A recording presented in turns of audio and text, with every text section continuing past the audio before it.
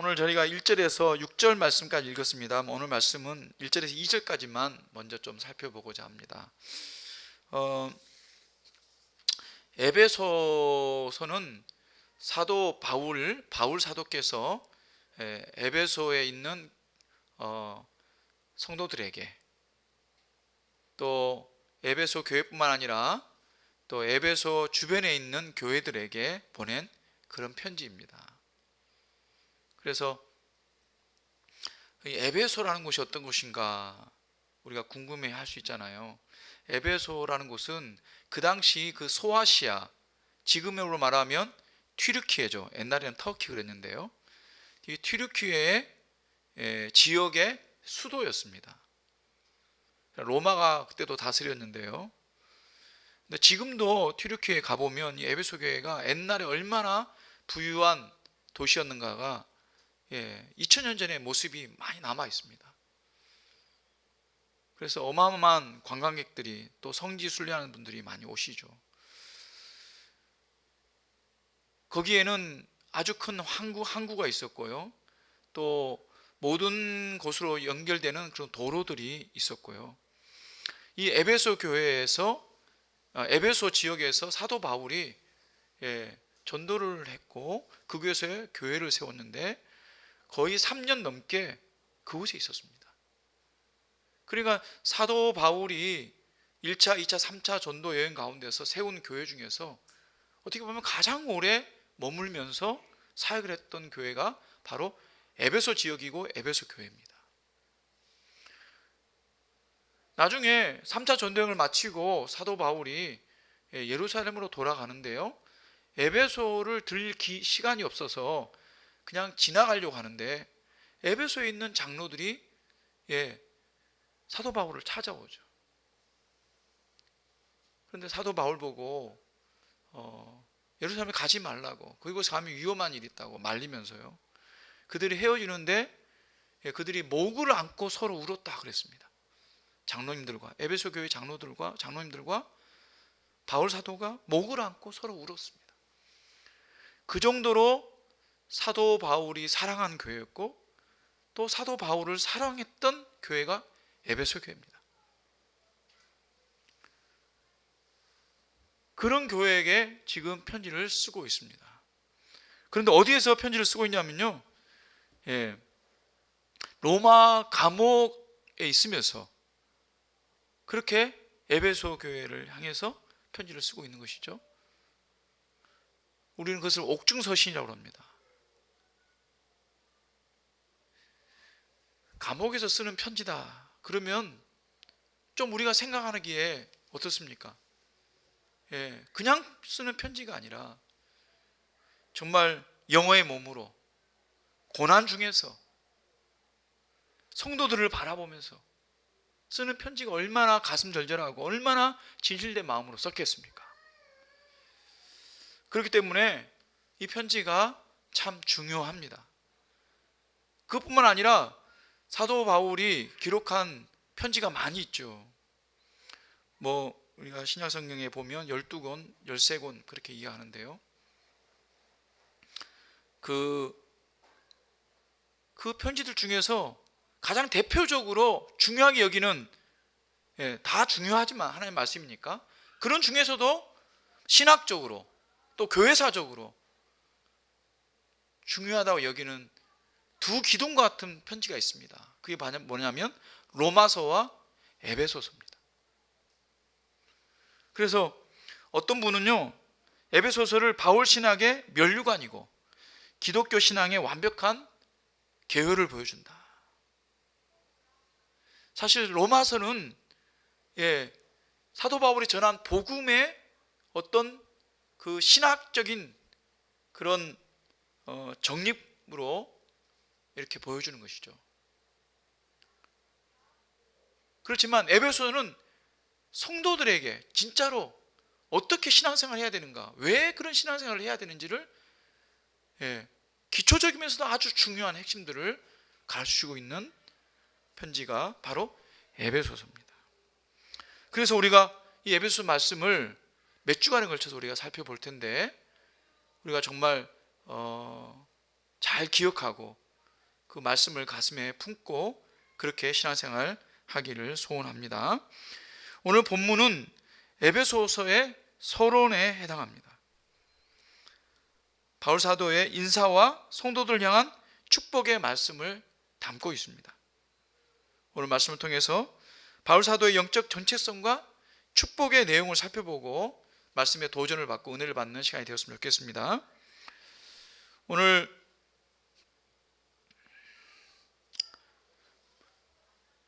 바울 사도가 인사를 하는데 이렇게 인사합니다. 하나님의 뜻으로 말미암아 그리스도 예수의 사도된 바울은 에베소에 있는 성도들과 그리스도 예수 안에 있는 신실한 자들에게 편지하노니, 그렇게 말하고 있습니다. 발신자와 수신자가 나와 있죠. 발신은 바로 그리스도 예수의 사도된 바울이다, 이렇게 하고 있고요. 받는 사람은 에베소에 있는 성도들, 그리고 그리스도 예수 안에 있는 신실한 자들, 이렇게 말하고 있습니다. 에베소에 있는 성도들을 하면 에베소에 있는 성도들이니까 뭐 그 안에 다 포함이 되잖아요. 에베소에 목사도 포함이 되고 장로도 포함이 되고, 그죠? 권사도 포함이 되고 집사도 다 포함이 되는 건데, 그리고 난 다음에 또 뭐라고 하냐면 그리스도 예수 안에 있는 신실한 자들에게 편지하노니, 그렇게 말을 합니다. 이걸 말씀을 들으면 이거는 에베소 교회에 있는 성도들에게만 준 편지가 아니구나 라는 것을 알 수가 있습니다. 그래서 여러분 에베소서를 한번 읽어보시면 다른 서신들은 보면 뭐 고린도 전서, 후서, 빌립보서, 뭐 다른 서신들은 다 마찬가지입니다. 그 교회에 맞는 특별한 사정, 그리고 특별한 인물, 또 그 사람들에게 특별한 이름들을 대어서 문안도 인사하고, 또 그들의 형편도 이야기하고, 또 그들의 잘못도 꼭 집어서 이렇게 질책도 하고 그렇게 합니다. 근데 에베소를 읽어보면 그런 말이 없어요. 너무너무 잘 알고 너무너무 한 사람 한 사람을 다 아는 사람들이에요. 그런데 그 한 사람 한 사람 이름을 기록하지 않았어요. 그리고 에베소 교회만을 위해서 어떤 특별하게 언급하지 않았다는 거예요. 이 말은 이 에베소서는 에베소 교회만을 위해서 쓴 편지가 아니고 에베소 교회 성도들뿐만 아니라 그 주변에 있는 성도들, 특별히 에베소 교회는요, 그 지역의 모태와도 같은 교회입니다. 모태와도 같은 교회. 그래서 에베소에서 뭐가 있었습니까? 두란노 서원이라는 게 있었죠. 사도 바울이 두란노 서원에서 2년 넘게 가르쳤습니다. 그 가르친 사람들이, 그 배운 사람들이 나가서 전도해서 교회를 개척을 했어요. 그런 교회들이 요한계시록에서 말하는 7교회 교회죠. 그 외에도 또 다른 교회, 거기에 언급되지 않은 교회들이 더 많습니다. 그런 교회 중에 하나가 골로새서 교회고요. 골로새 교회죠. 그러니까 그런 교회들의 모태와도 같은 교회가 에베소 교회입니다. 그러니까 에베소 교회에 보내서 너희가 이 편지를 다른 교회도 다 회람해서 봐라, 그렇게 보낸 것입니다. 그러니까 이 에베소서는 다른 편지와는 좀 다르게 특별한 의미가 있는 겁니다. 그러니까 그 당시에 신약의 성도들에게 정말 신앙생활을 보편적으로 정말 중요하게 여기는 것, 정말 이렇게 신앙생활을 해야 된다. 또 우리의 신앙이란 게 어떤 것이냐, 우리 교회란 게 어떤 것이냐, 이것을 잘 가르쳐주고 있다고 하는 것입니다. 자, 그런데요, 오늘 이 인사말에 보면 자기 자신에 대해서 뭐라고 이야기하고 있습니까? 하나님의 뜻으로 말미암아 그리스도 예수의 사도가 된 바울이다, 이렇게 말하고 있습니다. 자기 자신을 소개를 하는데 하나님의 뜻으로 말미암아 예수님의 사도가 되었다, 이렇게 말하고 있는 거죠. 사도라는 게 무슨 뜻입니까? 보냄을 받은 자라는 뜻이거든요. 누구한테서요? 예수님께서, 예수님으로부터 보냄을 받은 자, 이게 사도라는 뜻이에요.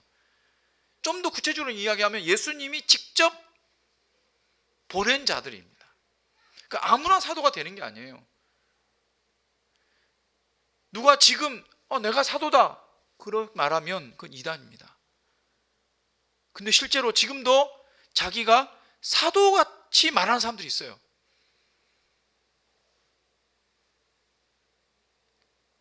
사도적 교회다 이렇게 말하는 사람들, 그런 교회도 있어요.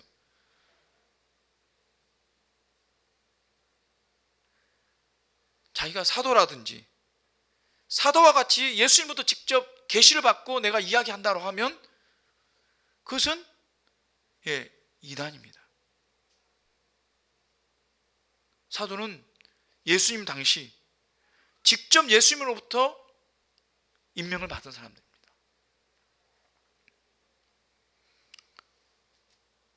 그래서 사도 바울은 자신이 하나님 뜻으로 보내주심을 받은 자로서 지금 복음 사역을 하고 있다. 그 이유 때문에 복음을 전하다가 매를 맞기도 하고, 복음을 전하다가 돌에 맞기도 하고, 복음을 전하다가 여러분 풍랑을 만나서 죽을 뻔하기도 하고, 복음을 전하면서 정말 온갖 고초를 다 당했죠. 그리고 지금도 감옥에 갇혀 있지 않습니까? 이유가 뭡니까? 하나님의 뜻대로 보내심을 받았기 때문에 내가 지금 이렇게 살아왔고 또 이렇게 편지를 쓰고 있다 지금 말하고 있는 것입니다. 이것이 사도 바울의 소명의식이죠. 바울신앙의 핵심인 것입니다. 하나님의 뜻을 따라가는 것, 그 부르심에 순종하는 삶, 이것이 바울 사도가 밝히는 자신의 영적인 정체성입니다. 나는 누구냐?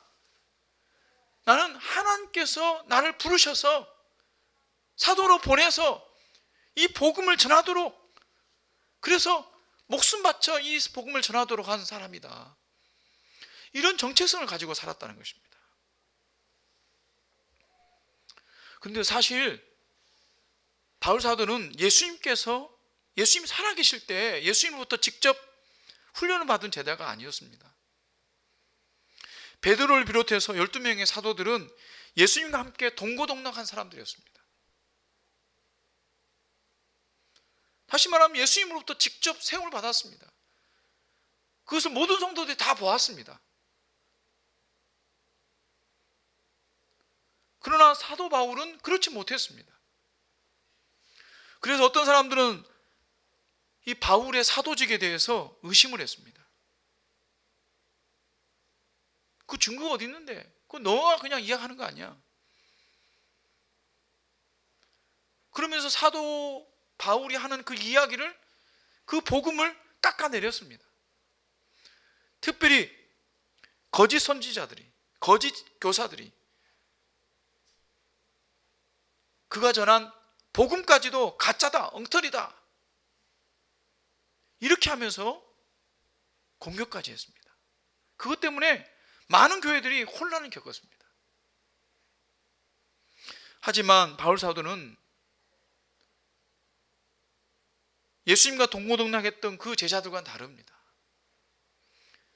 바울 사도는 예수 믿는 사람들을 핍박하고 그들을 잡아들이기 위해서 다메섹으로 가는 그 도상에서 부활하신 예수님 만났습니다. 부활하신 예수님 때문에 거듭나고 예수님의 제자가 되었고, 부활하신 예수님이 직접 이방인의 사도로 세우셨습니다. 이것은 자기 의지하고는 아무 상관이 없었습니다. 자기가 뭔가 좀 높은 사람이 되고 싶어서 사도가 된 것이 아니에요. 모든 사람들에게 주목을 받고 싶어서 사도가 된 게 아니라는 거예요.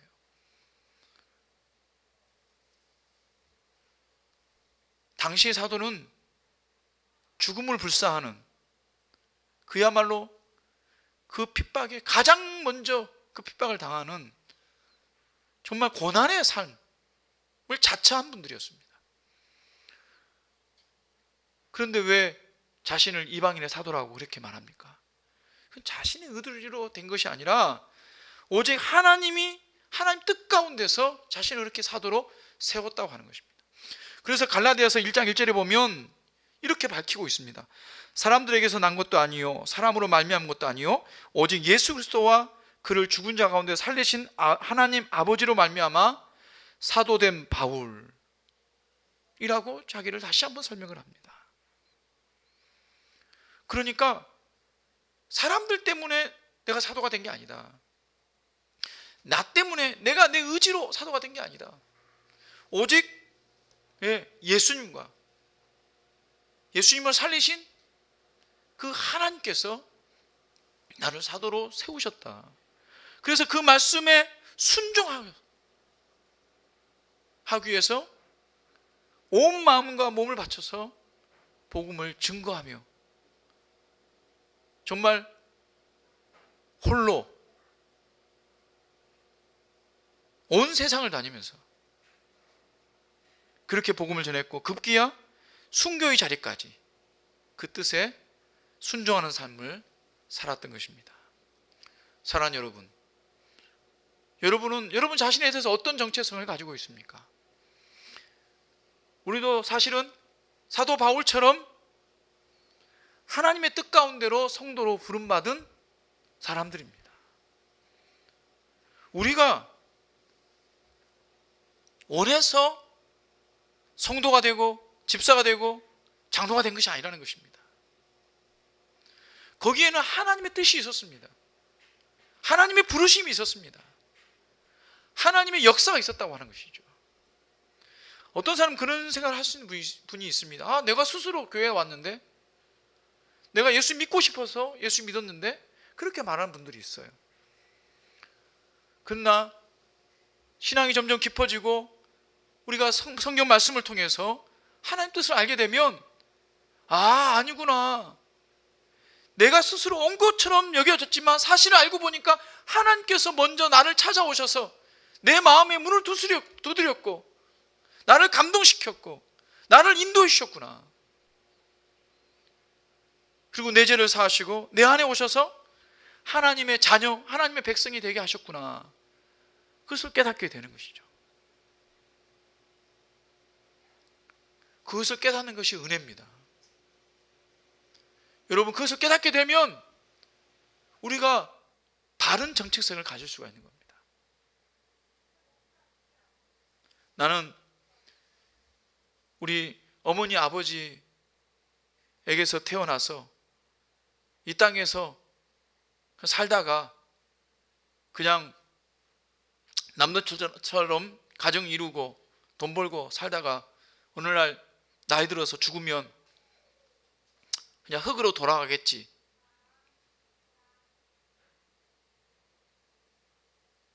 우연히 태어나서 우연히 살다가 우연히 죽겠지. 이런 생각을 가지고 있으면 그건 성도의 정체성이 결코 아닙니다. 그 삶은 그런 정체성은 이미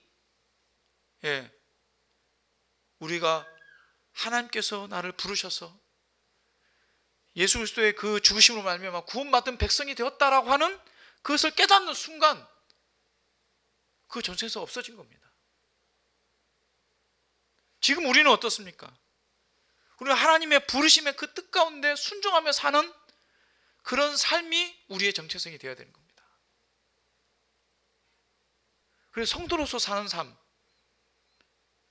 세상을 따라가는 삶이 아니라 하나님의 뜻을 따라 순종하는 그런 사람이 되었다는 것이죠. 그렇다 한다면 하나님 뜻이 무엇인가? 그것을 살피며 살아가는 것이 우리의 정체성이 된 것입니다. 그래서 우리가 하루를 살면서도 그냥 사는 게 아니라 오늘 하루도 하나님의 뜻대로 살아야 되겠다. 아침에 일어나면 눈 뜨면 여러분 오늘 하루도 하나님의 뜻대로 살아야 되겠다. 이런 생각을 가지시기 바랍니다. 그게 올바른 우리의 정체성입니다. 정체성을 바로 아는 사람이에요. 세상 사람들처럼 오늘 오늘 어떻게 살고 오늘 뭐 먹고 뭐 하고 그런 생각이 머릿속에 가득 차 있으면 그것은 하나님의 백성이 아니라는 것입니다. 성도 여러분, 우리가 어떤 환경과 어떤 형편 속에서도 우리가 하나님의 자녀이고, 그래서 하나님의 부르신 그 뜻대로 살아가기를 소망하는 저와 여러분 되시기 바랍니다. 그런데 여기서 우리가 하나님의 뜻이라는 말을 우리가 잘 생각해 볼 필요가 있습니다. 하나님 뜻이라고 말할 때 우리가 두 가지로 좀 구분해서 생각해 보아야 됩니다. 그것은 무슨 말이냐면, 하나님의 뜻은 하나님께서 원하시는, 하나님께서 의도하시는 그런 뜻이 있습니다. 그런데 하나님 뜻 가운데는 하나님이 의도하지는 않았지만 허용하시는 뜻이 있어요. 그걸 우리는 하나님의 주권이다, 그렇게 이야기를 합니다. 예를 들면 이런 겁니다. 우리 아이가 대학 시험을 쳤는데 입시에 떨어졌습니다. 근데 그것을 보고 어떻게 이해합니까? 이게 하나님의 뜻이니까 떨어졌지, 그렇게 이해합니까?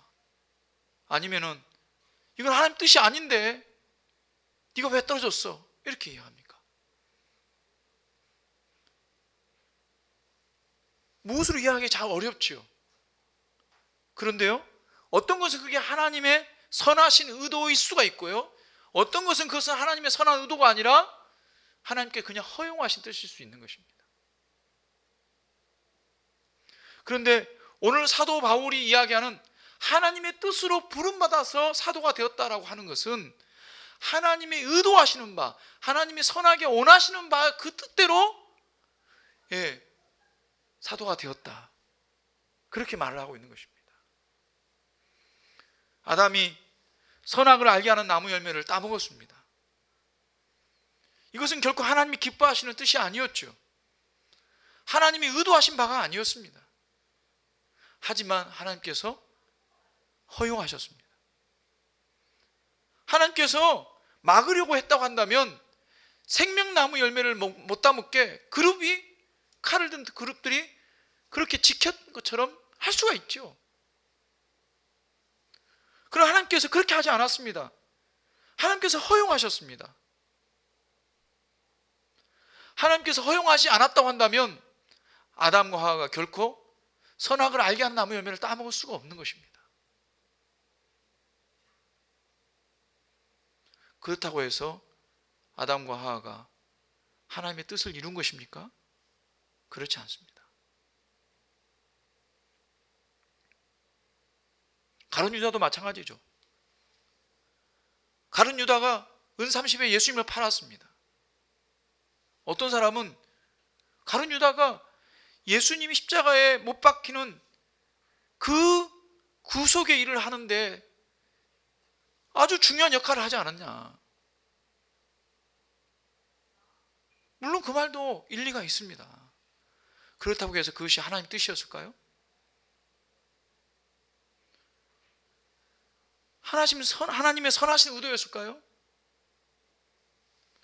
결코 그렇지 않습니다. 예수님은 그래서 가룟 유다를 안타깝게 여기셨습니다. 차라리 나지 않았으면 좋았을 뻔했을 건데 라고 말씀하실 정도로 너무너무 안타까워하셨습니다. 하나님은 허용을 하셨지만 하나님 뜻대로 살지 못했다고 하는 것이죠. 그래도 한다면 여러분, 오늘 우리가 하나님 뜻대로 산다는 것은 무엇이겠습니까? 하나님의 의도하시는, 하나님의 선하신 그 뜻을 이루어드리기 위해서 살아야 된다는 것입니다. 사실 우리가 무슨 일을 하든 어떤 일을 당하든지 거기에 하나님 뜻이 반드시 있습니다. 그렇지만 더 좋은 것은 하나님이 원하시는, 하나님이 기뻐하시는 그 뜻대로 살아가는 것입니다. 그래서요, 직장을 다닐 때, 가정에서도 그렇고, 친구들과 관계에서도 그렇고, 사람들과의 관계에서도 마찬가지입니다. 어떻게 하는 것이 하나님이 원하시는 뜻을 이루는 것일까? 구체적으로 내가 지금 어떤 행동과 어떤 말을 하는 것이 하나님의 선하신 그 의도대로 살아가는 것일까? 그것을 고민하고 그 뜻에 순종하는 삶이 진짜 하나님의 뜻을 이루는 사람입니다.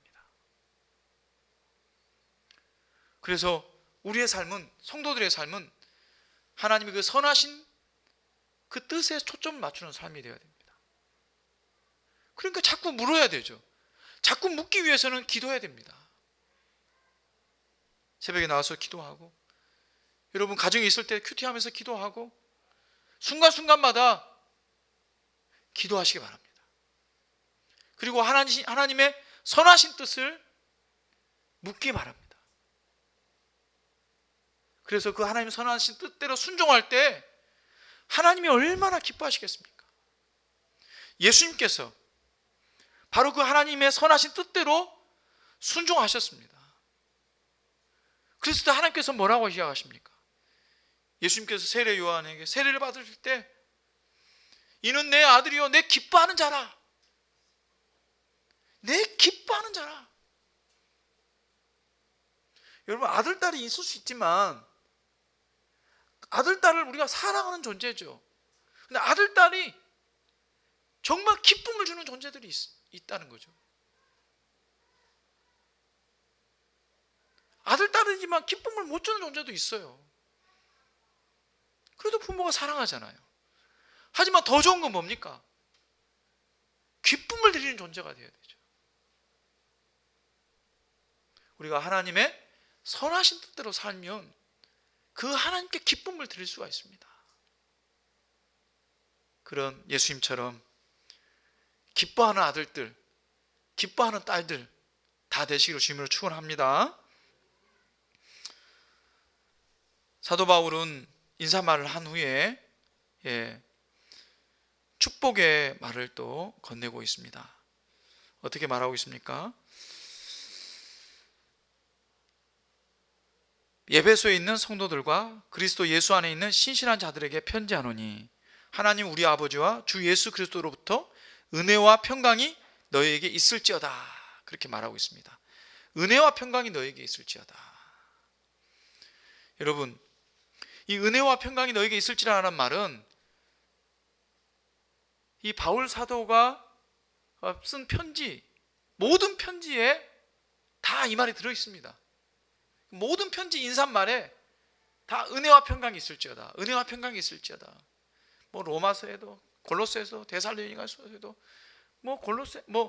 빌레몬서에서도, 디도서에서도, 디모데서에서도 다 은혜와 평강이 있을지어다. 또 어떤 곳에 보면 은혜와 긍휼과 평강이 있을지어다. 디모데전서 후서에서 그렇게 이야기하고 있습니다. 다 은혜와 평강이 있을지어다. 그리고 어떻게 보면 이게 약간 관습적으로 쓴 것이 아니냐, 상투적으로 쓴 말이 아니냐, 그렇게 생각할 수도 있겠죠. 그런데 여러분, 한번 거꾸로 생각해 보시기 바랍니다. 왜 사도 바울이 편지를 쓰고 성도들을 축복할 때 다른 말을 안 쓰고 은혜와 평강이 있을지다 이 말을 썼겠냐 이거죠. 그만큼 사도 바울이 최고로 성도들을 축복할 수 있는 단어가 뭐냐? 사도 바울이 자신이 전한 그 복음의 핵심이 뭐냐? 그것을 말할 때 이 은혜와 평강 안에 다 들어있다는 것입니다. 이 은혜와 평강을 누리는 사람, 그것이 내가 줄 수 있는 최고의 축복이 아닌가. 그래서 은혜와 평강으로 축복하고 있는 것입니다. 사도 바울이 전한 복음은 평강의 복음입니다. 특별히 에베소서 말씀을 보면 평강의 복음을 너무나 강조하고 있습니다. 에베소 6장 15절에도 보면 평안의 복음이다 이렇게 말하고 있고요. 2장 14절에 보면 예수 그리스도는 우리의 화평이신지라, 또 우리를 화평하게 하시고, 또 17절에 보면 오셔서 평안을 전하셨다. 또 4장 3절에 보면 그의 백성들은 평안에 매는 줄로 성령이 하나가 되게 하신 것을 힘써 지키라고 그렇게 말씀하고 있습니다. 평안의 복음, 화평케 하는 자로 오신 예수님, 평안을 너희가 누리라고, 또 평안에 매는 줄로 너희가 하나가 되라고 그렇게 말씀하고 있는 것입니다. 어떨 때 평화가 옵니까? 다툼이 그칠 때 평화가 오죠. 미움이 사라질 때 평화가 옵니다. 평안, 화평, 평강 다 같은 뜻을 가지고 있죠. 어둠이 사라질 때, 미움이 사라지고 죄악이 사라질 때 평안이 옵니다. 차별이 사라질 때 평안이 옵니다. 2000년 전 예수님이 복음을 전할 때 노예와 주인들은 말도 섞지 않았습니다. 같이 밥도 먹지 않았습니다. 그러나 복음이 전해졌을 때 한 교회에서 같이 밥을 먹고 같은 형제라고 서로 부둥켜 안고 서로를 위해서 기도하고 서로를 용서하고, 우리나라에 100여 년 전에 우리나라에 복음이 들어왔을 때요, 그때도 양반과 종들이 있었습니다. 그런데 복음이 전해지니까 교회 안에 양반과 종이 함께 예배드리고요, 종이 장로가 되고 양반이 성도가 되어서 그 장로의 말을 따라서 순종을 했습니다. 어떻게 이런 일이 있을 수 있습니까? 복음이 그 일을 한 거죠. 그래서 복음을 말할 때 복음의 그 역사가 바로 평안이라고 하는, 평강이라고 하는 열매로 나타난 것입니다. 여러분 평강하십니까? 복음으로 말미암아 평강하십니까? 그 평강 가운데 살아가시는 여러분 되시기 바랍니다. 평강을 누리시는 여러분 되시기 바랍니다. 근데 오늘 축복을 할 때 보면 은혜와 평강, 뭐 다른 서신은 다 똑같습니다. 은혜와 평강, 은혜와 평강, 은혜가 먼저 나옵니다. 왜 그렇습니까? 네, 은혜가 있어야 평강이 있을 수 있는 겁니다. 로마서 5장 1절에 보면 그러므로 우리가 믿음으로 의롭다 하심을 받았으니 우리 주 예수 그리스도로 말미암아 화평을 누리자 그랬습니다. 우리가 의롭게 되었기 때문에, 누구 때문에? 예수님 때문에 의롭게 되었기 때문에 화평을 누려라, 평강을 누려라 그렇게 말하고 있죠. 우리가 의롭게 되었기 때문에 화평을 누릴 수 있는 겁니다. 우리가 죄인인 모습으로 하나님의 징계와 그 저주의 모습으로 살고 있다고 하면 평강할 수 없죠. 평화할 수 없습니다. 늘 불안하고 초조하고 두려움에 살 수밖에 없습니다. 내일은 무엇을 먹을까? 무엇을 마실까? 걱정할 수밖에 없습니다.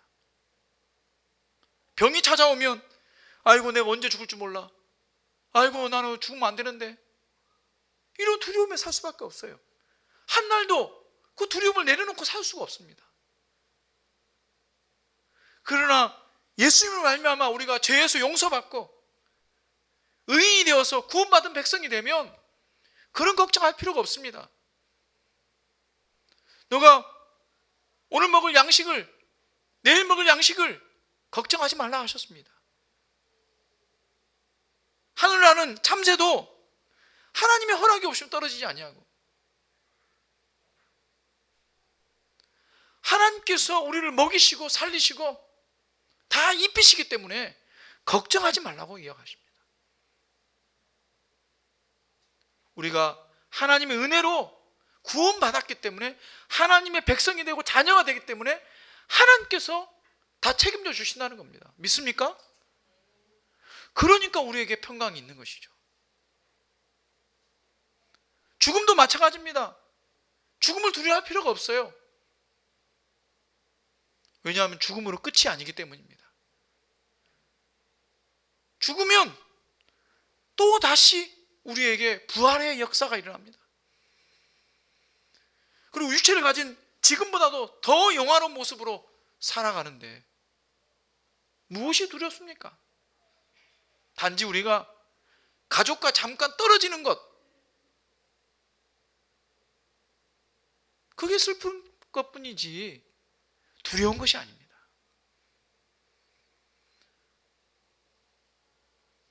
하나님께서 우리 주신 이 죄사함의 역사, 의롭게 되는 역사, 이것이 있기 때문에 우리에게 평강이 있는 것입니다.